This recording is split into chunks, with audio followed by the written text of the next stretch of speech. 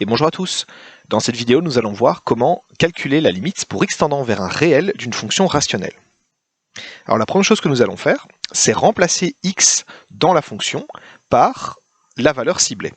Donc nous allons calculer, dans ce cas-ci, f de 2.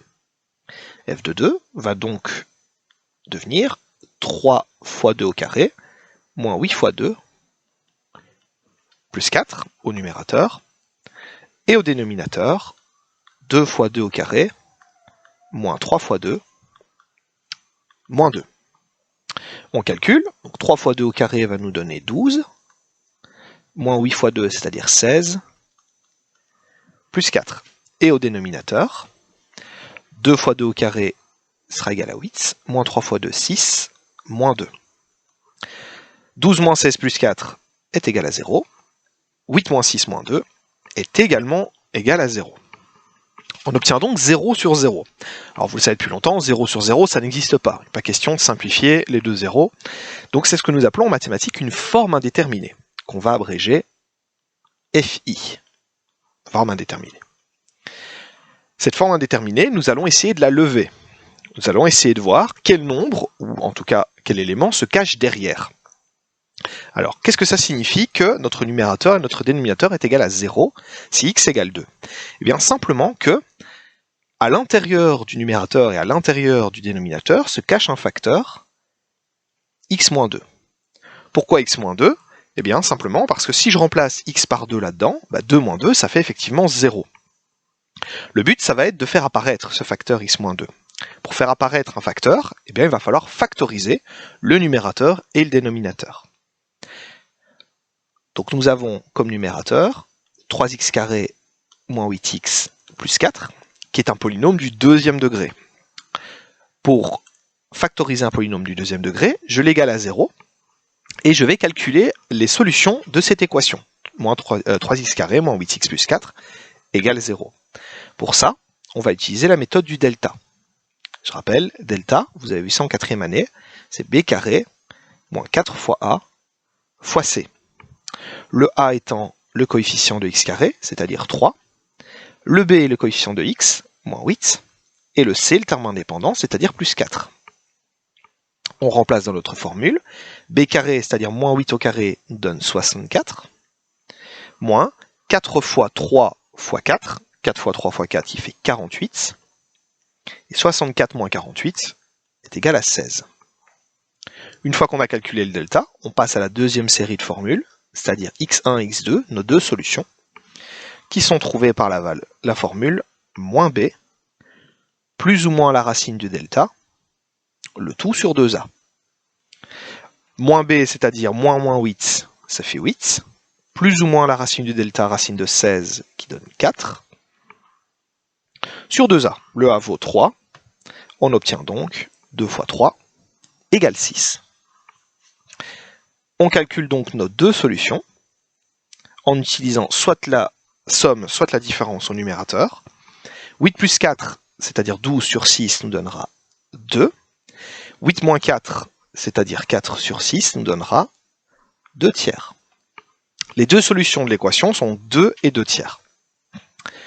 Une fois qu'on a ces deux solutions, on va utiliser une troisième et dernière formule qui va nous donner la factorisation.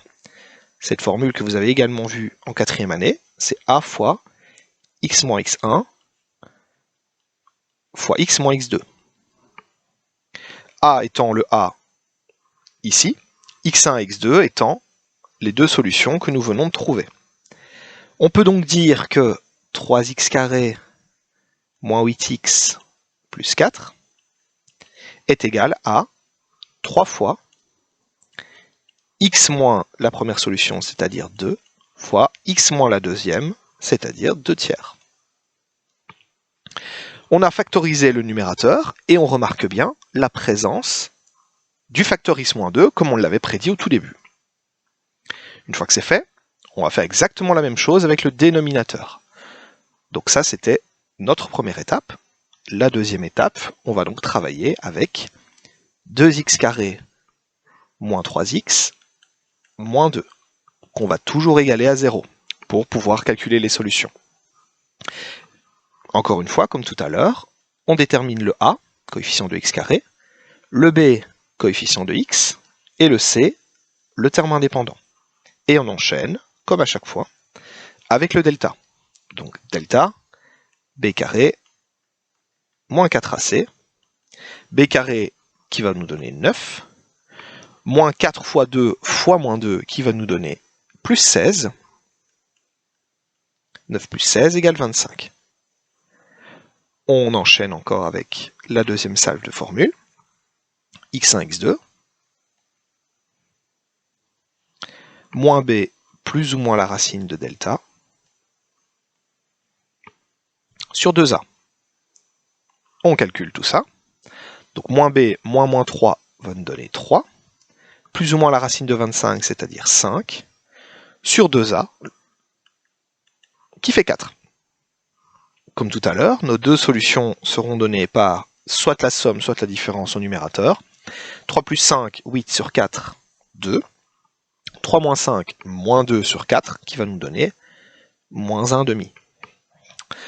De nouveau, on utilise la dernière formule, a fois x moins x1 fois x moins x2, pour factoriser notre polynôme qui est au dénominateur, c'est-à-dire 2x carré moins 3x moins 2, qui sera égal à donc a qui vaut 2 fois x moins la première solution, c'est-à-dire x moins 2, fois x moins la deuxième. Ici, attention, on a x moins moins 1,5 qui va nous donner plus 1,5. Encore une fois, on remarque la présence du facteur x moins 2 prédit au début de l'exercice. Une fois les deux factorisations terminées, je vais pouvoir revenir à mon exercice de départ, c'est-à-dire la limite pour x tendant vers 2 de ma fonction rationnelle. Sauf que ce coup-ci, au lieu d'écrire mon numérateur et mon dénominateur comme c'est écrit ici en bleu, je vais écrire les deux factorisations. C'est-à-dire le numérateur, sa factorisation c'était 3 fois x moins 2 fois x moins 2 tiers. Et le dénominateur est écrit juste ici au-dessus, 2 fois x moins 2 fois x plus 1,5. Alors, quel a été le but de cette manœuvre? Eh bien, on voit maintenant apparaître le facteur x-2 au numérateur et au dénominateur. Ce que je vais pouvoir faire, c'est le simplifier.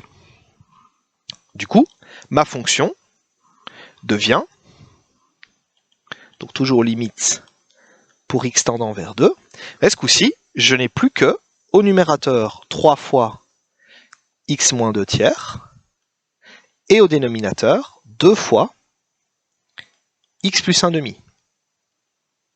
Ma fonction a été modifiée. Le x-2 a disparu. Cela signifie que ce facteur qui annulait le numérateur et le dénominateur a disparu également.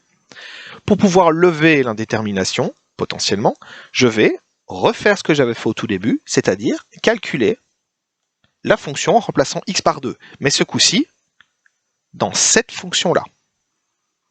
Donc, je vais avoir 3 fois 2 moins 2 tiers divisé par 2 fois 2 plus 1,5. En calculant tout ça, on obtiendra au numérateur 4 et au dénominateur 5. Cela signifie que la limite pour x tendant vers 2 de ma fonction de départ sera égale au nombre que nous venons de trouver, c'est-à-dire 4/5. Et voilà, l'exercice est terminé. Ceci conclut cette vidéo. Merci d'avoir regardé et bon travail.